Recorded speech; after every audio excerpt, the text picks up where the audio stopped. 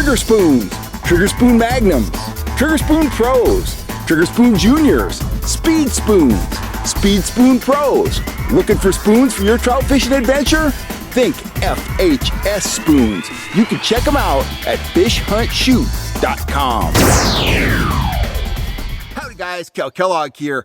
The footage you're seeing right now, I shot a couple years ago. If you're a big fan of the channel, you've probably seen this before. I am up at a High Sierra lake and I am absolutely putting a whooping on the rainbows, pulling my speed spoons.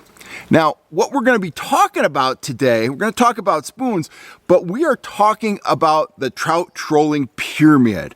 The pyramid that allows you to troll for trout systematically. If you're not familiar with what the trout trolling pyramid is, I'll put a link down below to the introductory video. That's kind of the prerequisite for this video and the videos to come, so you know what we're talking about.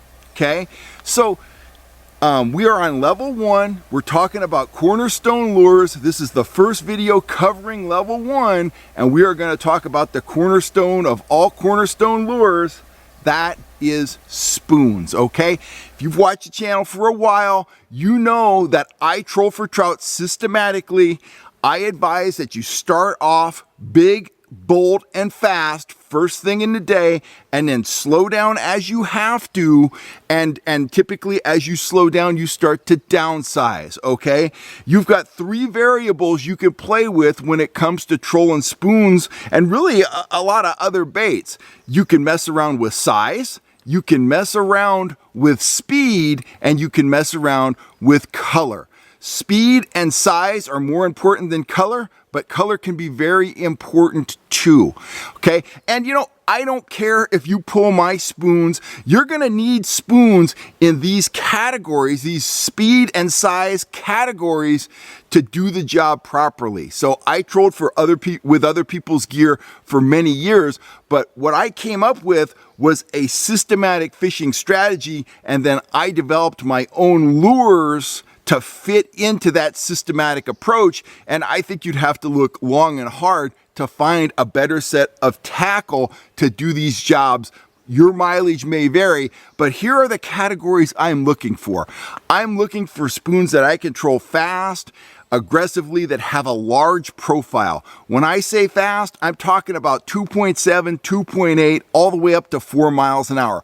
That's where I like to start out the day, all right? You're gonna need some medium-sized spoons that you control at a medium speed. And for me, medium speed, that's anywhere from about 2 miles an hour up to 2.8. That's your medium speed stuff. The next category below that is slow, you know, and those lures are yet again smaller, and slow for me is anywhere from 1 mile an hour to about 2.1, something like that.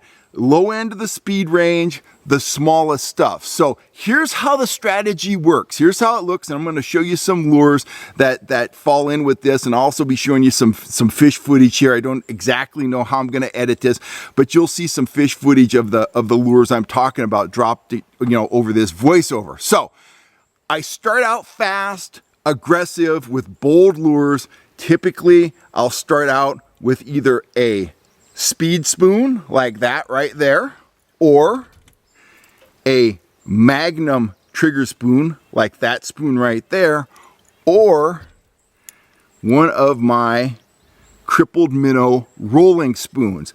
These are all spoons that work great at a high rate of speed, anywhere from about 2.7 all the way up to, you know, 3.5, 4 miles an hour. The speed spoon is really my number one choice because I control it extremely fast and it's very effective.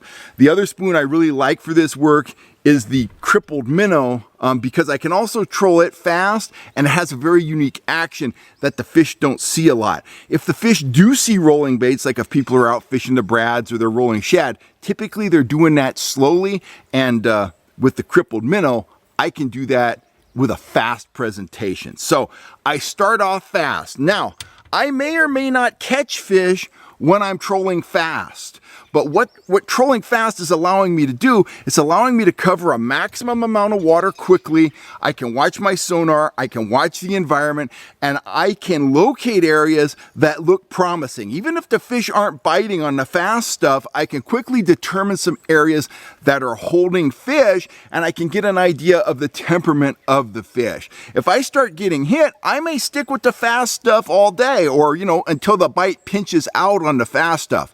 But they're not going to hit the fast stuff every day. They've got to be in an aggressive mindset. They've got to be willing to chase.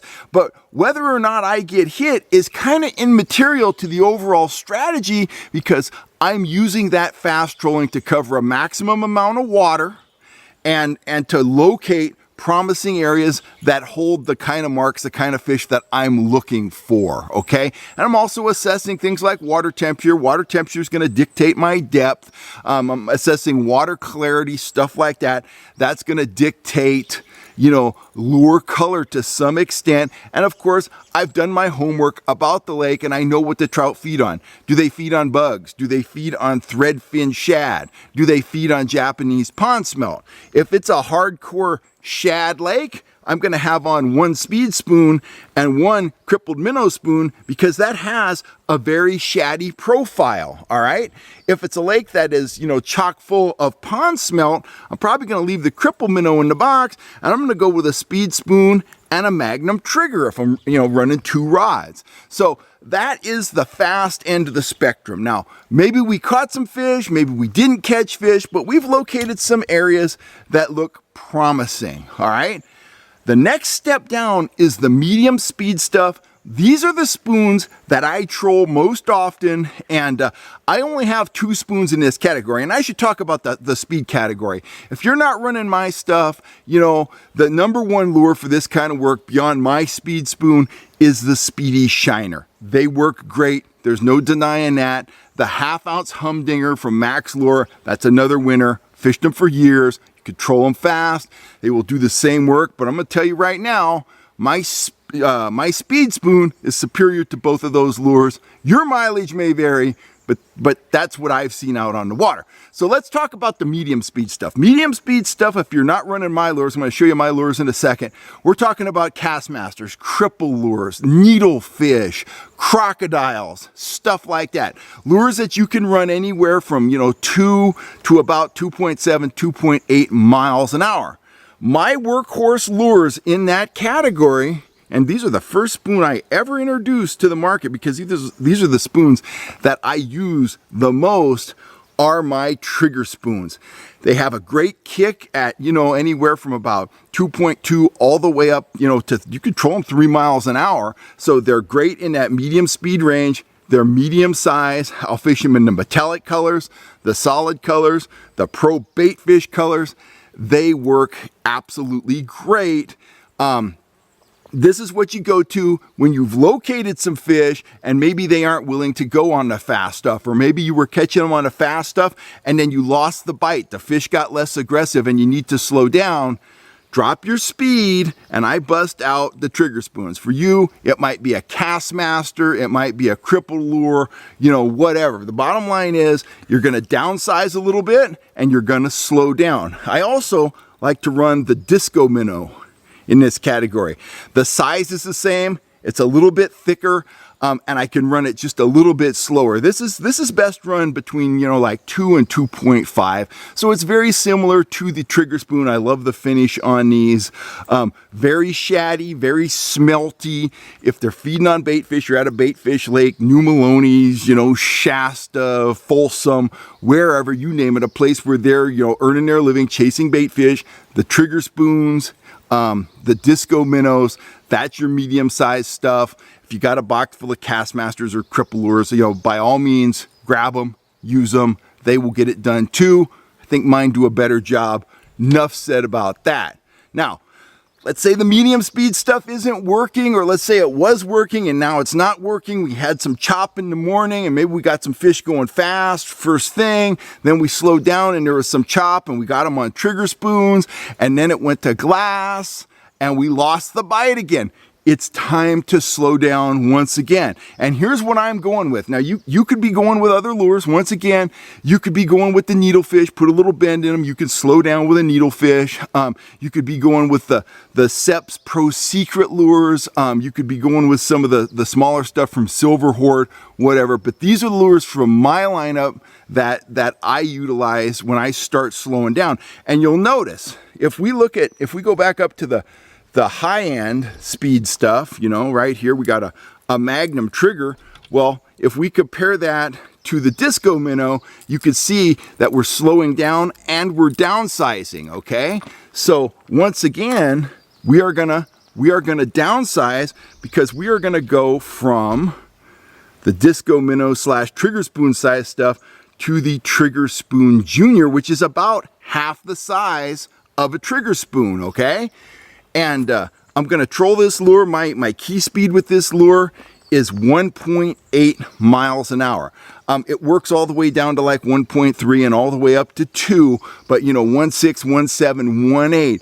That is my sweet speed for this lure. So if the Trigger Spoons don't work, or they were working and the bite slows down, my next choice is the Trigger Spoon Junior. Now, I got a couple other lures in this slow category, but Trigger Spoon Junior is definitely the #1 choice.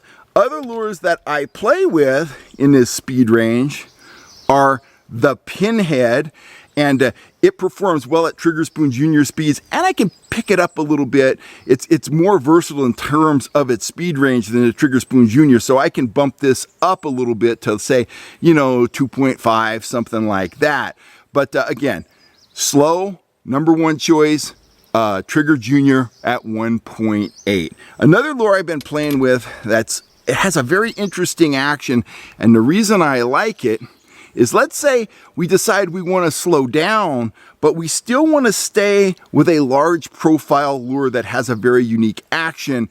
That's what I use my my broken back trigger spoons for. These troll great at, you know, 1.6 to 2 miles an hour. You can troll them faster, but in that speed range, you're getting a lot of action, a lot of flash, a lot of vibration, and you've still got that large silhouette. I mean, it's getting up there in size. It's almost as long as the Trigger Spoon Magnum, but you control it much slower, and it's a much more subtle presentation. It's very unique. There's no other spoon on the market like it. The more I fish it, the more fish I catch on it. It is a dynamite fish producer. Now, when we want to get down to the absolute smallest spoon, and sometimes you need to go very small when the trout are off the bite, or they're spooky, or they're just playing hard to get, you need a spoon like this. This is my micro, I can't even hold it so you can see it, it's so small. This is my micro trigger spoon, okay? The only other spoon that I'm familiar with on the market that is like this, actually there's a couple. Vance's Tackle, they put out what they call the Sniper Spoon. It used to be the Sockeye Slammer, I guess they didn't like that name, or the Dick Knight, the Wee Dick Knights, okay?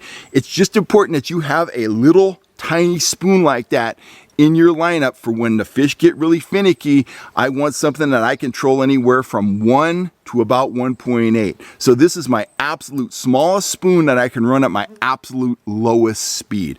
If I can't get them on this, I need to switch over to worms or something else like that. So that is my approach to spoons in a nutshell. Those are the spoons that I utilize. You might utilize different spoons. That's fine. I realize you have a big tackle box full of stuff, okay?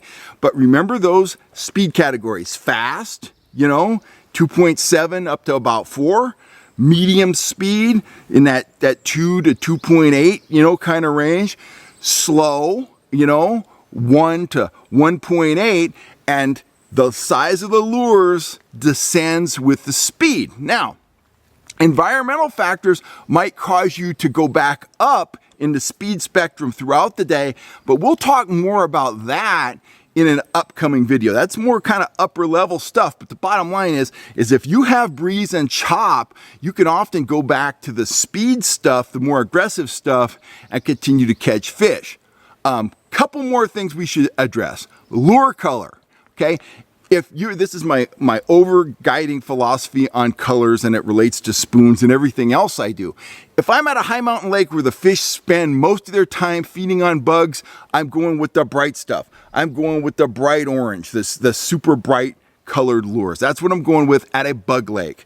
If the fish are feeding on natural, bait fish, either threadfin shad or Japanese pond smelt, I'm typically starting out with my metallics, my blues, my coppers, maybe gold, maybe, chrome and blue, something like that. This gold speed spoon is something I would run at a bait fish lake like Shasta and whatever. If the water is stained, the fish, they utilize their lateral line to find food most of the time. But if the water is stained, you should play with some brighter colored stuff. If for no other reason, it's going to give you a higher level of confidence. If you're not confident that the fish are seeing your lure, you're going to fish a lot better and a lot more effectively with a bright colored lure.